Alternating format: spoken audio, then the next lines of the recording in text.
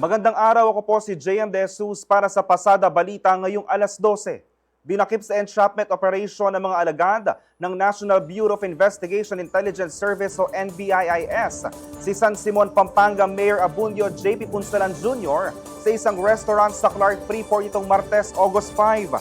Batay sa initial post-operation report, isinagawa ang operasyon bandang 6:15 ng gabi na pinumunuan ni NBIIS Assistant Director Noel Bocaling, katuwang ang mga unit ng Technical Intelligence Division, Counter-Terrorism Division, Criminal Intelligence Division, Counter-Intelligence Division, Intelligence Research and Analysis Division at Pampanga District Office. Naaresto ang alkalde kasama si Dr. Ed Ryan Dimla alias Doc Yang sa aktong pagtanggap ng umunay suhol kapalit ng resolusyon mula sa lokal na pamahalaan na pabor sa Real Steel Corporation. Sa reklamong inihain ng Real Steel Corporation, humingi umuno si Mayor Punsalan ng 80 million pesos kung saan 30 million pesos sa paunang bayad at ibibigay ng hulugan ng nalalabing 50 million pesos.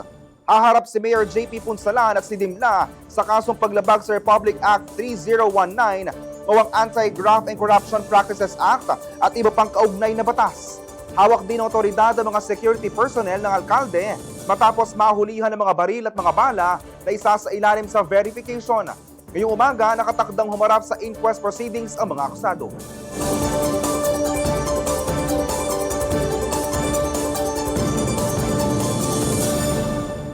Abangan ang iba pang mga balita at updates mamayang alas 2 ng hapon. Ako po si JM De Jesus. Magandang araw po.